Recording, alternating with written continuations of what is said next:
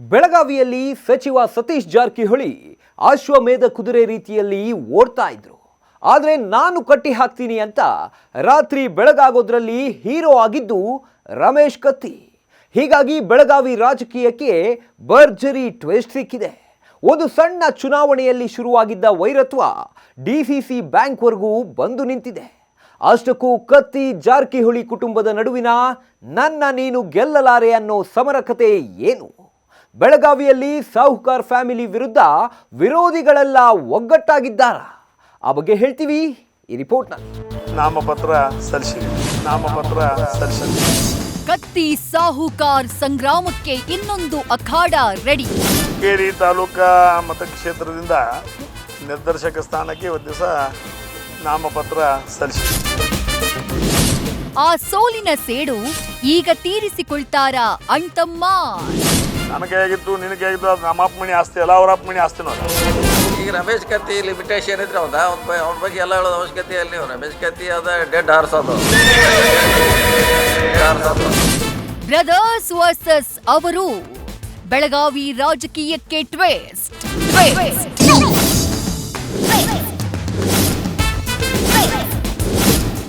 ರಾಜ್ಯದಲ್ಲಿ ಸಿಂಹಾಸನದ ಮೇಲೆ ಕಾಂಗ್ರೆಸ್ ಇರಲಿ, ಬಿಜೆಪಿ ಕುಳಿತಿರ್ಲಿ, ಜೆಡಿಎಸ್ ಆಳ್ವಿಕೆ ಮಾಡ್ತಾ ಇರಲಿ, ಇಲ್ಲ ಸಮ್ಮಿಶ್ರ ಸರ್ಕಾರ ದರ್ಬಾರ್ ನಡೀತಾ ಇರಲಿ, ವಿಧಾನಸೌಧದಲ್ಲಿ ಕುಳಿತವರು ತಮ್ಮ ಒಂದು ದೃಷ್ಟಿಯನ್ನ ಕುಂದಾನಗರಿ ಬೆಳಗಾವಿ ಮೇಲೆ ನೆಟ್ಟಿರಲೇಬೇಕು.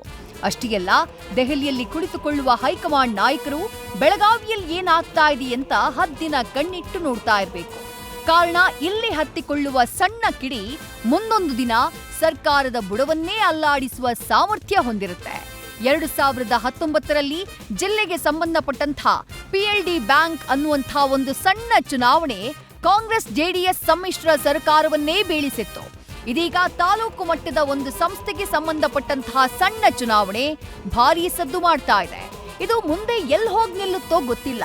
ಹೀಗಾಗಿ ರಾಜ್ಯ ಸರ್ಕಾರವೂ ಅಲರ್ಟ್ ಆಗಿದೆ. ಕಾಂಗ್ರೆಸ್ ಹೈಕಮಾಂಡ್ ನಾಯಕರು ಹೈ ಅಲರ್ಟ್ ಆಗಿದ್ದಾರೆ.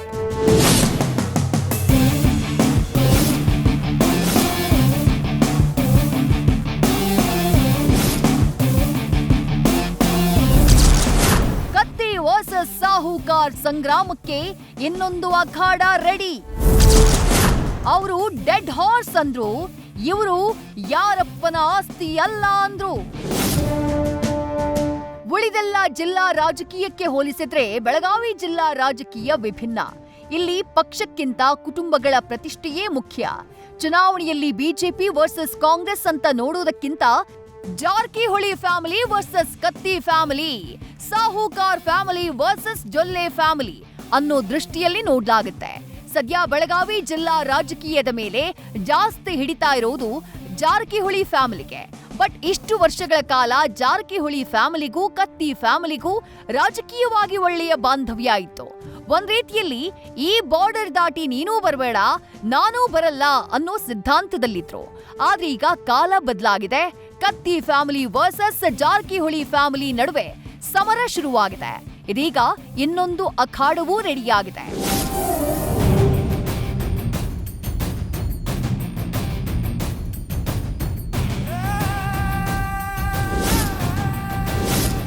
ಒಂದೆರಡು ವಾರದ ಹಿಂದೆ ಹುಕ್ಕೇರಿ ಗ್ರಾಮೀಣ ವಿದ್ಯುತ್ ಸಹಕಾರ ಸಂಘದ ಚುನಾವಣೆ ನಡೆದಿತ್ತು. ಆಗ ಮಾಜಿ ಸಂಸದ ಬಿಜೆಪಿ ನಾಯಕ ರಮೇಶ್ ಕತ್ತಿಗೂ ಸಚಿವ ಸತೀಶ್ ಜಾರಕಿಹೊಳಿಗೂ ಯುದ್ಧವೇ ನಡೆದು ಹೋಗಿತ್ತು. ಆ ಯುದ್ಧದಲ್ಲಿ ಕತ್ತಿ ಗೆದ್ದು ಮೇಸಿಯನ್ನ ತಿರುವಿದ್ರು. ಆದ್ರೆ ಇದೀಗ ಜಿಲ್ಲಾ ಡಿಸಿಸಿ ಬ್ಯಾಂಕ್ ಚುನಾವಣೆಗೆ ಹುಕ್ಕೇರಿ ಕ್ಷೇತ್ರದಿಂದ ನಿರ್ದೇಶಕ ಸ್ಥಾನಕ್ಕೆ ಕತ್ತಿ ನಾಮಪತ್ರವನ್ನ ಸಲ್ಲಿಕೆ ಮಾಡಿದ್ದಾರೆ. ಹುಕ್ಕೇರಿ ತಾಲೂಕಾ ಮತಕ್ಷೇತ್ರದಿಂದ ನಿರ್ದೇಶಕ ಸ್ಥಾನಕ್ಕೆ ಒಂದು ದಿವಸ ನಾಮಪತ್ರ ಸಲ್ಲಿಸಿದೆ. ಒಂದು ವಿಷಯ ಹೇಳ್ತೀನಿ, ಯಾರು ವಿರೋಧ ಆಗ್ತಾವೋ ಏನಂತಾರೋ ಅನ್ನೋದನ್ನು ಆಯಾ ತಾಲೂಕಿನಲ್ಲಿ ತಮ್ಮ ಅವ್ರದ್ದೇ ಆಗಿರ್ತಕ್ಕಂಥ ತಾಲೂಕಿನ ಹಿತಚಿಂತಕರು ಇವತ್ತು ದಿವಸ ಪ್ರತಿಯೊಂದು ತಾಲೂಕಿನಲ್ಲಿ ಅದಾರೆ. ವಿರೋಧ ಮಾಡಬೇಕು, ಚುನಾವಣೆ ಮಾಡಬೇಕು ಅನ್ನೋದು ಆ ತಾಲೂಕಿನ ಜನ ನಿರ್ಣಯ ಮಾಡ್ತಾರೆ, ಆ ತಾಲೂಕಿನ ಮತದಾರ ನಿರ್ಣಯ ಮಾಡ್ತಾರೆ. ಅದಕ್ಕೆ ಬಾಲಚಂದ್ರ ಜಾರಕಿಹೊಳಿ ಅವರಾಗಲಿ, ರಮೇಶ್ ಕತ್ತಿ ಅವರು ಹೇಳೋದಾಗಲಿ ಅದು ಸೂಕ್ತ ಅಲ್ಲ. ನಿಮ್ಮದು ಒಂದು ಪ್ಯಾನೆಲ್ ಆಗ್ತದ ಡಿಸಿಸಿ ಬ್ಯಾಂಕ್ ಚುನಾವಣೆ? ಪೆನ್ನಲ್ ಅನ್ನೋಂಥ ಪ್ರಶ್ನೆನೇ ಇಲ್ಲ. ಒಬ್ಬ ನಿರ್ದೇಶಕ ಸ್ಥಾನಕ್ಕೆ ನಾನು ಹುಕ್ಕೇರಿ ಮತಕ್ಷೇತ್ರದ ಅಭ್ಯರ್ಥಿಯಾಗಿ ಇವತ್ತು ನಾಮಪತ್ರ ಸಲ್ಲಿಸಿದ್ದೀನಿ. 15 ತಾಲೂಕುಗಳಿಂದ ಅವರವರು ತಮ್ಮ ನಾಮಪತ್ರವನ್ನು ಸಲ್ಲಿಸ್ತಾರೆ. ಪೆನಲ್ ಅನ್ನುವಂಥ ಪ್ರಶ್ನೆ ಇಲ್ಲಿವರೆಗೆ ಬಂದಿಲ್ಲ, ಬಹುಶಃ ಬರುವುದು. ಕತ್ತಿ ಫ್ಯಾಮಿಲಿಗೂ ಜಾರಕಿಹೊಳಿ ಫ್ಯಾಮಿಲಿಗೂ ಇನ್ನೊಂದು ಯುದ್ಧಕ್ಕೆ ಮುಹೂರ್ತ ಫಿಕ್ಸ್ ಆಗಿರುವುದು ಇದೇ ನೋಡಿ. ಇಲ್ಲಿ ಯಾರು ಗೆಲ್ತಾರೆ ಯಾರು ಸೋಲ್ತಾರೆ ಎನ್ನುವುದಕ್ಕೆ ಇನ್ನೇನು ಕೆಲವೇ ದಿನಗಳಲ್ಲಿ ಉತ್ತರ ಸಿಗುತ್ತೆ. ಆದ್ರೆ ಜಿಲ್ಲಾ ರಾಜಕೀಯದಲ್ಲಿ ಜಾರಕಿಹೊಳಿ ಫ್ಯಾಮಿಲಿ ವಿರುದ್ಧ ಇರೋರೆಲ್ಲ ಕತ್ತಿ ಜೊತೆ ಸೇರಿಕೊಳ್ಳುವ ಸಾಧ್ಯತೆ ಇದೆ. ಹಾಗೇನಾದ್ರೂ ಆಯ್ತು ಅಂದ್ರೆ ಕದನ ರಣರೋಚಕವಾಗುತ್ತೆ. ಸದ್ಯ ನಾಮಪತ್ರ ಸಲ್ಲಿಸಿದ ಕತ್ತಿ ಯಾರಪ್ಪನ ಆಸ್ತಿಯೂ ಅಲ್ಲ ಅನ್ನೋ ಮೂಲಕ ಸತೀಶ್ ಜಾರಕಿಹೊಳಿಗೆ ಮೆಸೇಜ್ ಪಾಸ್ ಮಾಡಿದ್ರೆ, ಈ ಮುನ್ನ ಸಾಹುಕಾರ್ ಮಾತನಾಡೋ ವೇಳೆ ಕತ್ತಿಗೆ ಡೆಡ್ ಹಾರ್ಸ್ ಅಂದಿದ್ರು. ನಮ್ಮ ರಿಸಲ್ಟ್ ಏನಾದ್ರು 11ನೇ ತಾರೀಕಿಗೆ ನೋಡಿ, 19ನೇ ತಾರೀಕುವರೆಗೂ ಕಾಯೋದು ಬೇಡ ಅಂತ ಹೇಳ್ತಾರೆ. 11ನೇ ತಾರೀಕಿಗೆ ನಮ್ಮ ರಿಸಲ್ಟ್ ಗೊತ್ತಾಗತ್ತೆ, 19ನೇ ತಾರೀಕುವರೆಗೂ ಕಾಯೋದು ಬೇಡ, ನಾವೇ ಗೆಲ್ತೀವಿ ಅಂತ ಹೇಳ್ತಾ ಇದ್ದಾರೆ. ಆ ನಿಟ್ಟಿನಲ್ಲಿ ತಾವೇನು ಹೇಳ್ತಾರೆ? ಅವ್ರು ಹೇಳಿರ್ಬೋದು, ಅವ್ರು ಹೇಳಿರ್ಬೋದು, ಅದಕ್ಕೆ ನಾವು ಉತ್ತರ ಕೊಡುವಂಥ ಅವಶ್ಯಕತೆ ನನಗಿಲ್ಲ. ಅಲ್ಲ, 25 ವರ್ಷದಿಂದ ನಿಮ್ಮ ಕೈಯಲ್ಲಿತ್ತು DCC ಬ್ಯಾಂಕ್, ಕೈ ತಪ್ಪು ಇವತ್ತಿಗೂ ನಮ್ಮ ಕಡೆನೇ ಐತಿ. ನನ್ನ ಕೈಯಾಗಿತ್ತು, ನಿನ್ನ ಕೈಯಾಗಿತ್ತು, ಅದು ನಮ್ಮ ಅಪ್ಪ ಮಣಿ ಆಸ್ತಿ ಅಲ್ಲ, ಅವ್ರ ಅಪ್ಪ ಮಣಿ ಆಸ್ತಿನೂ ಅಲ್ಲ. ಇದು ನಮ್ಮ ಅಪ್ಪನ ಮಣಿ ಆಸ್ತಿನೂ ಅಲ್ಲ, ಅವ್ರ ಅಪ್ಪನ ಮಣಿ ಆಸ್ತಿನೂ ಅಲ್ಲ. ಇನ್ನೂ ತನಕ ನಮ್ಮ ಜಿಲ್ಲೆ ಜನರ ಕೈಯಾಗೈತಿ, ಹಿಂದೂ ಇತ್ತು, ಈಗೂ ಐತಿ, ಮುಂದೂ ಜಿಲ್ಲೆಯ ಜನರ ಕೈಯಾಗನೇ ಇರ್ತೈತಿ. ಅದ್ರೊಳಗೆ ಎರಡು ಮಾತಿಲ್ಲ. ಹುಕ್ಕೇರಿ ಫಲಿತಾಂಶ DCC ಬ್ಯಾಂಕ್ನಲ್ಲೂ ಪುನರಾವರ್ತನೆ ಆಗುತ್ತಾ ಅಂತ ಅದನ್ನು ಜಿಲ್ಲೆಯ ಜನತೆ ನಿರ್ಣಯ ಮಾಡಬೇಕು, ನಾನು ಮಾಡೋಕ್ಕಾಗಲ್ಲ. ಜಿಲ್ಲೆಯ ಜನ ನಿರ್ಣಯ ಮಾಡಬೇಕು. ಎಲ್ಲ ಸಿಸ್ಟಮ್ ಫೇಲ್ ಆದ್ಮ್ಯಾಗ ನೆಕ್ಸ್ಟ್ ಸಿಸ್ಟಮ್ ಈಗ ಬರ್ತೈತಿ ಹೊರಗೆ, ಈಗ ಹೊರಗೆ ಬರ್ತೈತಿ ಅದು. ಜೊಲ್ಲೆ ಅವರು ಕೆಟ್ಟವರು ಸವಾಸ ಮಾಡಿ ಕೆಡ್ತಾ ಇದ್ದಾರೆ ಅಂತ ರಮೇಶ್ ಕತ್ತಿ ಅವರು ಹೇಳ್ತಾರೆ. ಈಗ ರಮೇಶ್ ಕತ್ತಿ ಲಿಮಿಟೇಷನ್ ಇದ್ರೆ ಅವ್ನ ಬಗ್ಗೆ ಎಲ್ಲ ಹೇಳೋದು ಅವಶ್ಯಕತೆ ಇಲ್ಲ. ನೀವು ರಮೇಶ್ ಕತ್ತಿ ಅದ ಡೆಡ್ ಹಾರ್ಸ್ ಅದು. ಈಗ ಸುಮ್ಮನೆ ಅಟ್ಟ ಬಂದು ಈಗ ಓಡಾಡ್ತಾನೆ, ಅವ್ನು ಸೀಮಿತಿದೆ ಅವನು, ಅವ್ನ ರಾಜಕಾರಣಿ, ಅವನ ವಿಚಾರಗಳು.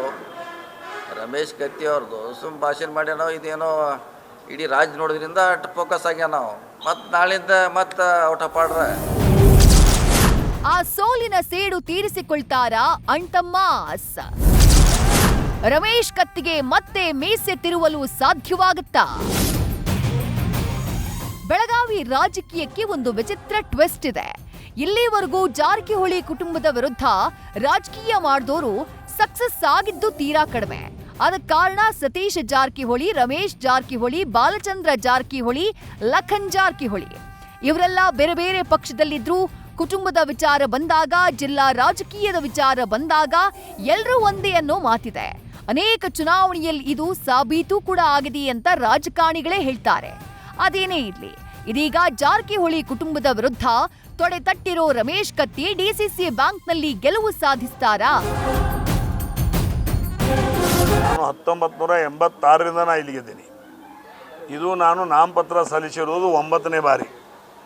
ಈಗ 8 ಸಲ ನಾಮಪತ್ರ ಸಲ್ಲಿಸಿ ಒಮ್ಮೆ ಮೊದಲನೇದ್ದು 1986ರಲ್ಲಿ ಒಮ್ಮೆ ನಾಮಪತ್ರ ಸಲ್ಲಿಸೀನಿ. ಅವಾಗ ಚುನಾವಣೆಯಾಗಿ ಆಯ್ಕೆ ಬಂದೀನಿ. ಅದರ ನಂತರ 7 ಸಲ ನಾನು ನಾಮಪತ್ರ ಸಲ್ಲಿಸಿದರೆ ಅವಿರೋಧವಾಗಿ ಆಯ್ಕೆಯಾಗಿ ಬಂದೀನಿ. ಇವತ್ತು ಸಲ್ಲಿಸಿದ್ದು ನಾವು 9ನೇ ಬಾರಿಗೆ. ಈ ಒಂದು ಸಂದರ್ಭದಲ್ಲಿ ಇಲ್ಲಿವರೆಗೆ ಪೆನಲ್ ಅನ್ಕಿ ನಮ್ಮ ಜಿಲ್ಲೆಯಲ್ಲಿ ಆಗಿಲ್ಲ, ಅದರ ಅವಶ್ಯಕತೆ ಕಂಡು ಬಂದಿಲ್ಲ. ನನಗೆ ಗೊತ್ತಿಲ್ಲ.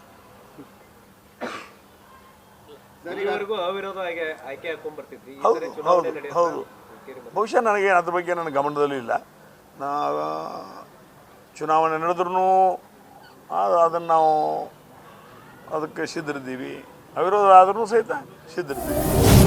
ಸಹಕಾರ ಕ್ಷೇತ್ರದಲ್ಲಿ ಸಾಕಷ್ಟು ಪಳಗಿರುವಂತಹ ರಮೇಶ್ ಕತ್ತಿಗೆ ತಾವು ಗೆದ್ದು ಬರುವಂತಹ ವಿಶ್ವಾಸ ಇದೆ. ಒಟ್ಟು 15 ತಾಲೂಕಿನಿಂದ ಒಬ್ಬೊಬ್ಬ ಅಭ್ಯರ್ಥಿಗಳು DCC ಬ್ಯಾಂಕ್ ನಿರ್ದೇಶಕರಾಗಿ ಆಯ್ಕೆಯಾಗ್ತಾರೆ. ಇನ್ನೊಂದು ಸೀಟ್ ನಾಮನಿರ್ದೇಶಿತವಾಗುತ್ತೆ. ಸದ್ಯ ಹುಕ್ಕೇರಿ ತಾಲೂಕಿನಿಂದ ನಿರ್ದೇಶಕ ಸ್ಥಾನಕ್ಕೆ ಕತ್ತಿ ನಾಮಪತ್ರ ಸಲ್ಲಿಕೆ ಮಾಡಿದ್ದಾರೆ. ಬಟ್ ಹುಕ್ಕೇರಿ ಗ್ರಾಮೀಣ ವಿದ್ಯುತ್ ಸಹಕಾರ ಸಂಘದಲ್ಲಿ ಆಗಿರುವಂತಹ ಸೋಲಿಗೆ ಜಾರಕಿಹೊಳಿ ಕುಟುಂಬ ಸೇಡು ತೀರಿಸಿಕೊಳ್ಳುತ್ತಾ ಅಂತ ಕಾದು ನೋಡಬೇಕು. ಒಂದು ವೇಳೆ ಜಾರಕಿಹೊಳಿ ಕುಟುಂಬದ ರಣತಂತ್ರವನ್ನ ಭೇದಿಸಿ ಕತ್ತಿ ಏನಾದ್ರೂ ಮೀಸೆ ತಿರುವಿದ್ರು ಅಂದ್ರೆ ಡೌಟೇ ಬೇಡ, ಮತ್ತೊಮ್ಮೆ ಕತ್ತಿ ಹೀರೋ ಆಗೋದ್ ಪಕ್ಕ. ಇನ್ನೊಂದು ವಿಚಾರ ಅಂದ್ರೆ ಕತ್ತಿಯನ್ನ ಸೋಲ್ಸೋಕೆ ಜಾರಕಿಹೊಳಿ ಕುಟುಂಬದವರು ಜಿದ್ದಿಗೆ ಬಿದ್ದು ರಣತಂತ್ರ ಮಾಡೋದ್ ಗ್ಯಾರಂಟಿ. ಅವ್ರು ಬಿಟ್ಟು ಹೋದ ಮೇಲೆ ಸುಮಾರು 200 ಕೋಟಿ ಡಿಪಾಸಿಟ್ ಹೆಚ್ಚಾಗಿದೆ. ರಮೇಶ್ ಕತ್ತಿ ಚೇರ್ಮನ್ ಇಳಿದು ಹೋದ್ಮೇಲೆ ಸುಮಾರು 200 ಕೋಟಿ ರೂಪಾಯಿ ಡಿಪಾಸಿಟ್ ಹೆಚ್ಚಾಗಿದೆ. ಇವ್ರು ಇಳಿದು ಹೋದ್ಮೇಲೆ ಜನಸೇವೆಯನ್ನು, ಸಹಕಾರಿ ಕ್ಷೇತ್ರವನ್ನು, ಬ್ಯಾಂಕನ್ನು, ಸೊಸೈಟಿಯನ್ನು, ಜಿಲ್ಲೆಯ ರೈತಾಪಿ ವರ್ಗದವನ್ನು ಉಳಿಸೋದೊಂದೇ ನಮ್ಮ ಕೆಲಸ ಕಾರ್ಯ. ನೀವು ಅಧ್ಯಕ್ಷರಾಗಿ ಕೆಳಗಿಳಿದ ಮೇಲೆ ನಾವು 200 ಕೋಟಿ ಲಾಭ ಮಾಡಿದ್ದೀವಿ ಬ್ಯಾಂಕಿಗೆ. ಡಿಪಾಸಿಟ್ ಹೆಚ್ಚಾಗಿದೆ ಅದು ಏನೋ ಇದ್ರು 200 ಕೋಟಿ ಲಾಭ ಮಾಡೋ ಪ್ರಶ್ನೆ ಬರೋದಿಲ್ಲ. ಹಂಗಾರೆ ಡಿಪಾಸಿಟ್ 200 ಕೋಟಿ ಹೆಚ್ಚು ಡಿಪಾಸಿಟ್. ಅದು ಅಂಕಿಅಂಶ ತೊಗೊಂಬರ್ರಿ, ನಾ ಬರ್ತೀನಿ ಅವಾಗ. ಸುಳ್ಳು ಹೇಳ್ಕೊತ ಹೋಗ್ತಾರೆ. ಈಗ ನಾನು ಒಂದು ಹೇಳ್ತೀನಿ, ಬೇಕಾದ ಅಂಕಿಅಂಶ ನೋಡ್ರಿ. ಒಂದು ವಿಷಯ, ಅಂಕಿಅಂಶ ನಾನು ಬೇಕಾದಷ್ಟು ಹೇಳ್ತೀನಿ, ಅದ್ರ ಬಗ್ಗೆ ಬೇಡ. ಅವ್ರು ಯಾರು ಹೇಳ್ತಾರೋ ಅವ್ರಿಗೆ ಅಂಕಿಅಂಶ ತೊಗೊಂಡು ಬರ್ಲಿಕ್ಕೆ ಹೇಳಿ ನಾನು ಬರ್ತೀನಿ. ಹೆಚ್ಚಾಗಿದೋ ಕಡಿಮೆ ಆಗಿದೋ ಅನ್ನೋದ್ರ ಬಗ್ಗೆ ವಿವರಣೆ ಕೊಡ್ತೀನಿ ನಾನು. ಬ್ಯಾಂಕ್ ಚುನಾವಣೆ ಬೆಳಗಾವಿ ಭವಿಷ್ಯದ ರಾಜಕೀಯಕ್ಕೆ ಟ್ವಿಸ್ಟ್. ಒಳ ರಾಜಕೀಯ ಕನ್ಫರ್ಮ್, ಕತ್ತಿಗೆ ಸಪೋರ್ಟ್ ಯಾರದ್ದು? ಡಿಸಿಸಿ ಬ್ಯಾಂಕ್ ಚುನಾವಣೆ ಬೆಳಗಾವಿ ಜಿಲ್ಲಾ ರಾಜಕಾರಣಿಗಳ ಪಾಲಿಗೆ ಪ್ರತಿಷ್ಠಿತ ಚುನಾವಣೆ. ಆ ಬ್ಯಾಂಕ್ ಮೇಲೆ ಹಿಡಿತ ಸಾಧಿಸಿದ್ರೆ ಮುಂದೆ ವಿಧಾನಸಭೆ, ಲೋಕಸಭೆ ರಾಜಕೀಯದ ಮೇಲೆ ಹಿಡಿತ ಸಾಧಿಸುವುದಕ್ಕೆ ಅನುಕೂಲವಾಗುತ್ತೆ. ಹಾಗೆ ಜಿಲ್ಲೆಯಾದ್ಯಂತ ನೆಟ್ವರ್ಕ್ ಸೃಷ್ಟಿ ಮಾಡುತ್ತೆ. ಇದೇ ಹಿನ್ನೆಲೆಯಲ್ಲಿ ರಾಜಕೀಯ ಹಿನ್ನೆಲೆಯುಳ್ಳ ಕುಟುಂಬಗಳು ತಾಮುಂದು ನಾಮುಂದು ಅಂತ ಸಣ್ಣ ಪುಟ್ಟ ಸಹಕಾರಿ ಸಂಘಗಳು ಡಿಸಿಸಿ ಬ್ಯಾಂಕ್ಗಳ ಮೇಲೆ ಕಣ್ಣಿಟ್ಟಿರ್ತಾರೆ.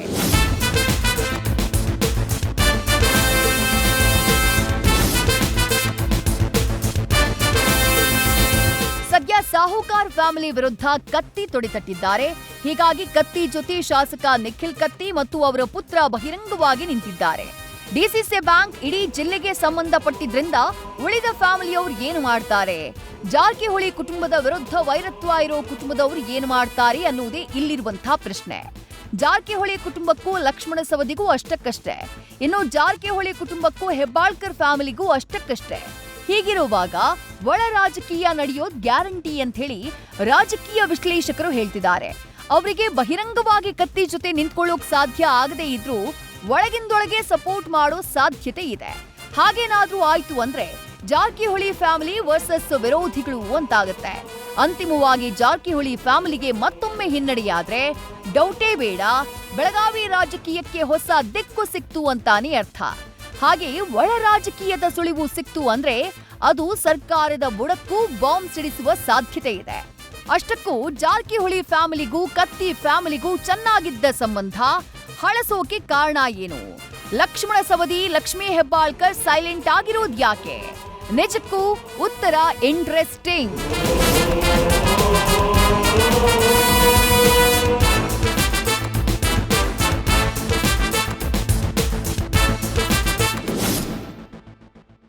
ಮೀನಿನ ಹೆಜ್ಜೆಯನ್ನಾದ್ರೂ ಗೊತ್ತು ಮಾಡಬಹುದು, ಆದರೆ ಸಮಯ ಕಾಯೋ ರಾಜಕಾರಣಿಗಳ ಹೆಜ್ಜೆಯನ್ನ ಗೊತ್ತು ಮಾಡೋದಕ್ಕೆ ಸಾಧ್ಯವಿಲ್ಲ ಅಂತಾರೆ. ಅಷ್ಟಕ್ಕೂ ನಾವು ಈ ಮಾತು ಹೇಳೋದಕ್ಕೆ ಕಾರಣ ಬೆಳಗಾವಿಯಲ್ಲಿ ಕಾಣಿಸ್ಕೊಳ್ತಿರೋ ಕತ್ತಿ ವರ್ಸಸ್ ಜಾರಕಿಹೊಳಿ ಸಮರ. ಇದರಲ್ಲಿ ಲಕ್ಷ್ಮಣ್ ಸವದಿ, ಲಕ್ಷ್ಮೀ ಹೆಬ್ಬಾಳ್ಕರ್ ಸೈಲೆಂಟ್ ಆಗಿದ್ದು ಯಾಕೆ? ಕತ್ತಿ ಕುಟುಂಬಕ್ಕೂ ಜಾರಕಿಹೊಳಿ ಕುಟುಂಬಕ್ಕೂ ವೈರತ್ವ ಬಂದಿದ್ದು ಯಾಕಾಗಿ? ಅದೆಲ್ಲವನ್ನ ಹೇಳ್ತೀವಿ ಈ ರಿಪೋರ್ಟ್ನಲ್ಲಿ.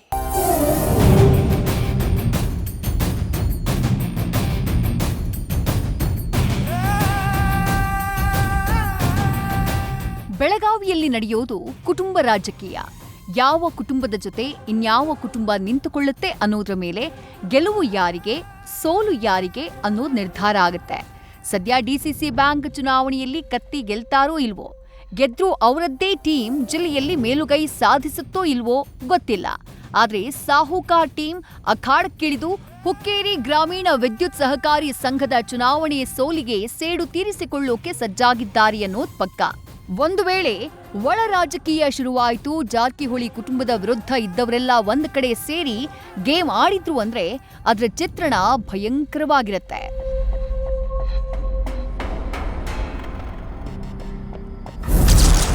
ಕತ್ತಿ ಸತೀಶ್ ಸಮರ, ಸವದಿ ಹೆಬ್ಬಾಳ್ಕರ್ ಸೈಲೆಂಟ್.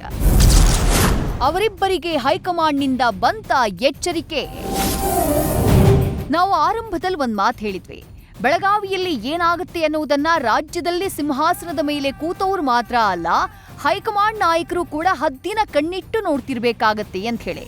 ಅದು ಯಾಕೆ ಅನ್ನೋದನ್ನ ಈಗ ಹೇಳ್ತೀವಿ. ಸದ್ಯ ಬಿಜೆಪಿ ನಾಯಕ ರಮೇಶ್ ಕತ್ತಿಗೂ ಸತೀಶ್ ಜಾರಕಿಹೊಳಿಗೂ ಬೆಂಕಿ ಹೊತ್ಕೊಂಡಿದೆ. ಸತೀಶ್ ಜಾರಕಿಹೊಳಿ ಜೊತೆ ಬಿಜೆಪಿ ಶಾಸಕ ಬಾಲಚಂದ್ರ ಜಾರಕಿಹೊಳಿ ಮತ್ತು ಇಡೀ ಕುಟುಂಬ ಇರೋದು ಕನ್ಫರ್ಮ್. ಸದ್ಯ ರಮೇಶ್ ಜಾರಕಿಹೊಳಿ ಮಾತ್ರ ಇದರಿಂದ ಅಂತರ ಕಾಯ್ದುಕೊಂಡಂತೆ ಕಾಣಿಸ್ತಾ ಇದೆ. ಅದೇನೇ ಇರ್ಲಿ, ಕುಟುಂಬದ ವಿಚಾರ ಬಂತು ಅಂದ್ರೆ ಜಾರಕಿಹೊಳಿ ಕುಟುಂಬದ ಎಲ್ರೂ ಒಂದೇ ಅನ್ನುವುದು ಎಲ್ರಿಗೂ ಗೊತ್ತಿರೋ ವಿಚಾರ. ಬಟ್ ಕತ್ತಿ ಮತ್ತು ಸತೀಶ್ ನಡುವಿನ ಸಮರದಲ್ಲಿ ಲಕ್ಷ್ಮೀ ಹೆಬ್ಬಾಳ್ಕರ್ ಮತ್ತು ಲಕ್ಷ್ಮಣ ಸವದಿ ಯಾಕೆ ಸೈಲೆಂಟ್ ಆಗಿದ್ದಾರೆ ಅನ್ನೋ ಪ್ರಶ್ನೆ ಜನಸಾಮಾನ್ಯರಲ್ಲಿದೆ. ನಮಗ್ ಸಿಕ್ಕಿರೋ ಮೂಲಗಳ ಮಾಹಿತಿ ಪ್ರಕಾರ ಹೈಕಮಾಂಡ್ನಿಂದ ಸ್ಪಷ್ಟ ಸೂಚನೆ ಬಂದಿದೆ ಅಂತ ಹೇಳಲಾಗ್ತಾ ಇದೆ.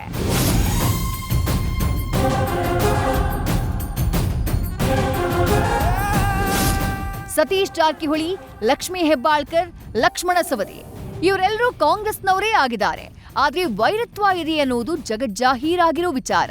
ಹೀಗಾಗಿ ಕತ್ತಿ ಬೆಂಬಲಕ್ಕೆ ಲಕ್ಷ್ಮೀ ಹೆಬ್ಬಾಳ್ಕರ್ ಏನಾದ್ರೂ ಇಂಡೈರೆಕ್ಟ್ ಆಗಿ ಎಂಟ್ರಿ ಆದ್ರೂ ಇಲ್ಲ ಡಿಸಿಸಿ ಬ್ಯಾಂಕ್ ಚುನಾವಣೆಯಲ್ಲಿ ಇಂಡೈರೆಕ್ಟ್ ಆಗಿ ಕತ್ತಿ ಜೊತೆ ನಿಂತ್ಕೊಂಡ್ರು ಅಂದ್ರೆ ಸತೀಶ್ ಜಾರಕಿಹೊಳಿ ಸಿಡಿದೇಳ್ತಾರೆ. ಈಗಾಗಲೇ ಬೆಳಗಾವಿ ಜಿಲ್ಲೆಗೆ ತಾವು ಜಿಲ್ಲಾ ಉಸ್ತುವಾರಿ ಸಚಿವರಾಗಿದ್ರು. ಕೆಲ ವರ್ಗಾವಣೆಗಳು ತನ್ನ ಗಮನಕ್ಕೆ ತರದೆ ನಡೀತಾ ಇದೆ ಅಂತ ಹೇಳಿ ಸತೀಶ್ ಬಹಿರಂಗವಾಗಿ ಅಸಮಾಧಾನ ಸಿಡಿಸಿದ್ದಾರೆ. ಈ ನಡುವೆ ಲಕ್ಷ್ಮೀ ಹೆಬ್ಬಾಳ್ಕರ್ ಇಂಡೈರೆಕ್ಟ್ ಆಗಿ ಕತ್ತಿಗೆ ಬೆಂಬಲ ನೀಡಿದ್ರೆ ನೋಡೋದೇ ಬೇಡ, ಅದು ರಾಜ್ಯ ರಾಜಕೀಯದ ಮೇಲೂ ಪರಿಣಾಮ ಬೀರುತ್ತೆ. ಹಾಗೊಂದು ವೇಳೆ ಕತ್ತಿ ಜೊತೆ ಲಕ್ಷ್ಮಣ ಸವದಿ ನಿಂತ್ರೂ ಸತೀಶ್ಗೆ ಸಣ್ಣ ಪುಟ್ಟ ಅಸಮಾಧಾನ ಆಗೋದ್ ಗ್ಯಾರಂಟಿ.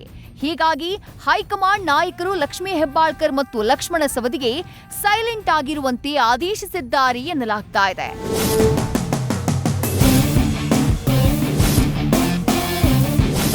ಮೀನಿನ ಹೆಜ್ಜೆಯನ್ನಾದ್ರೂ ಗೊತ್ತು ಮಾಡಬಹುದು, ಬಟ್ ಒಳ ರಾಜಕೀಯದ ವಿಚಾರದಲ್ಲಿ ರಾಜಕಾರಣಿಗಳ ಹೆಜ್ಜೆಯನ್ನ ಗೊತ್ತು ಮಾಡೋಕ್ ಸಾಧ್ಯ ಇಲ್ಲ.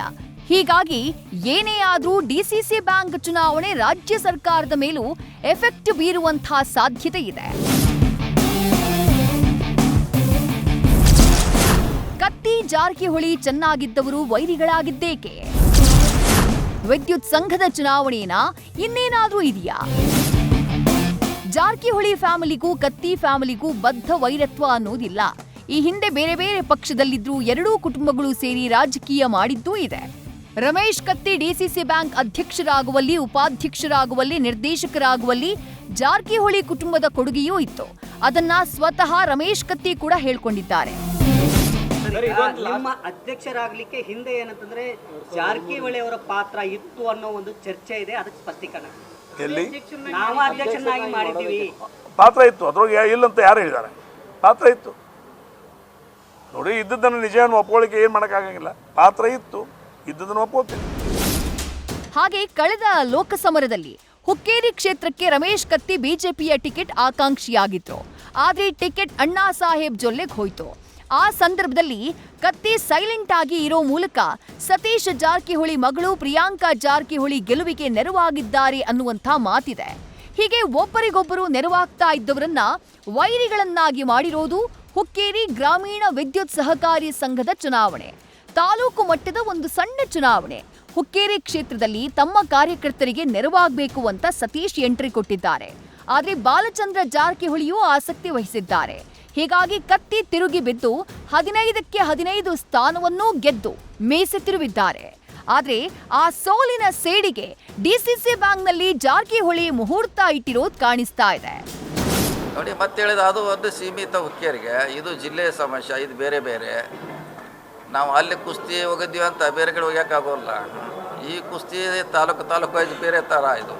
15 ತಾಲೂಕಿಗೆ ಕುಸ್ತಿ ಬೇರೆ, ಒಂದು ಜನರಲ್ಲು. ಸೊ ನಿಮ್ಗೆ ರಿಸಲ್ಟು 10 ತಾರೀಕು ಸಾಯಂಕಾಲ ಗೊತ್ತಾಗ್ತದೆ. 19 ಇದ್ರೂ ಚುನಾವಣೆ 10 ತಾರೀಕು ಆದ್ರೆ ರಿಸಲ್ಟ್ ಗೊತ್ತಾಗ್ತದೆ. ಮತ್ತೆ ಒಟ್ಟಾಗತ್ತಾ ಕತ್ತಿ ಜಾರಕಿಹೊಳಿ ಕುಟುಂಬ? ರಮೇಶ್ ಕತ್ತಿಯೇ ನೀಡಿದ್ದಾರೆ ಭರ್ಜರಿ ಟ್ವಿಸ್ಟ್. ಜಾರಕಿಹೊಳಿ ಕುಟುಂಬ ಮತ್ತು ಕತ್ತಿ ಕುಟುಂಬ ಇಲ್ಲಿವರೆಗೂ ಬಂದು ಯಾಕೆ ಒಡೆದು ಒಂಥರ ಬೇರೆ ಬೇರೆ ಆದ್ರಿ? ಈ ಯಮುನಾ ಜಮುನಾ ಎರಡು ನದಿ ಯಾಕದು? ಅಲ್ಲ, ಎರಡು ನದಿ ಯಾಕದು ಮತ್ತೆ ಹೇಳ್ರಿ. ಹಂಗಿರಂಗಿಲ್ಲ. ಅಲ್ಲ, ಹಂಗ ಇದು ಬುದ್ಧಿ ಸೃಷ್ಟಿಗಳು ಬೇರೆ ಬೇರೆ ದಿಕ್ಕುಗಳಿಗೆ ಹೋದಾಗ ಅನಿವಾರ್ಯವಾಗಿ ಅವು ಹೊಡಿತಾವ. ಬುದ್ಧಿ ಸೃಷ್ಟಿ ಬೇರೆ ಬೇರೆ ಆಗ ಹೋದಾಗ ಎರಡು ಆಗ್ತಾವ. ಮುಂದೆ ಬುದ್ಧಿ ಸೃಷ್ಟಿ ಸರಿಯಾದ್ರೆ ಅವಾಗ ಒಂದು ಆಗ್ಬೋದು. ಮುಂದೆ ಯಾವತ್ತೂ ಕತ್ತಿ ಕುಟುಂಬ ಜಾರಕಿಹೊಳಿ ಕುಟುಂಬ ಒಂದಾಗೋದಿಲ್ವಾ ಅಂತ ಕೇಳಿದ್ದಕ್ಕೆ ರಮೇಶ್ ಕತ್ತಿ ಕೊಟ್ಟ ಉತ್ತರ ಇದು. ರಮೇಶ್ ಅವರಿಗೆ ಚೆನ್ನಾಗಿ ಗೊತ್ತಿದೆ, ರಾಜಕೀಯದಲ್ಲಿ ಯಾರೂ ಶಾಶ್ವತ ಶತ್ರುಗಳಲ್ಲ, ಶಾಶ್ವತ ಮಿತ್ರರೂ ಅಲ್ಲ. ಪರಿಸ್ಥಿತಿಗೆ ಅನುಗುಣವಾಗಿ ಮಿತ್ರರು ಶತ್ರುಗಳಾಗ್ತಾರೆ, ಶತ್ರುಗಳು ಮಿತ್ರರಾಗ್ತಾರೆ. ಬಹುಶಃ ಇದು ಕತ್ತಿ ಮತ್ತು ಜಾರಕಿಹೊಳಿ ಕುಟುಂಬದ ನಡುವೆ ಕಾಣಿಸಿಕೊಂಡ್ರೂ ಅಚ್ಚರಿಯಿಲ್ಲ.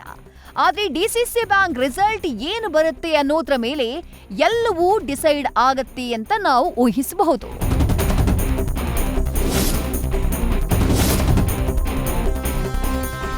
ಡಿಸಿಸಿ ಬ್ಯಾಂಕ್ ಫಲಿತಾಂಶ ಬೆಳಗಾವಿ ಜಿಲ್ಲಾ ರಾಜಕೀಯದ ಭವಿಷ್ಯದ ಚಿತ್ರಣವನ್ನ ಖಂಡಿತವಾಗಿಯೂ ತೆರೆದಿಡುತ್ತೆ. ಜಾರಕಿಹೊಳಿ ಶಕ್ತಿ ಎಂತದ್ದು, ಕತ್ತಿ ತಂತ್ರ ವರ್ಕೌಟ್ ಆಗುತ್ತೋ ಇಲ್ವೋ ಅನ್ನೋದನ್ನ ತೋರಿಸುತ್ತೆ. ಹೀಗಾಗಿ ಎಲ್ಲರ ದೃಷ್ಟಿ ಡಿಸಿಸಿ ಬ್ಯಾಂಕ್ನತ್ತ ನೆಟ್ಟಿದೆ. ಇದಾಗಿತ್ತು ಈ ಹೊತ್ತಿನ ವಿಶೇಷ. ಕ್ಷಣ ಕ್ಷಣದ ಮಾಹಿತಿಗಾಗಿ ನೋಡ್ತಾ ಇರಿ ನ್ಯೂಸ್ ಫಸ್ಟ್, ನಿರ್ಭೀತಿಯಿಂದ ನಿಮ್ಮ ಪರವಾಗಿ.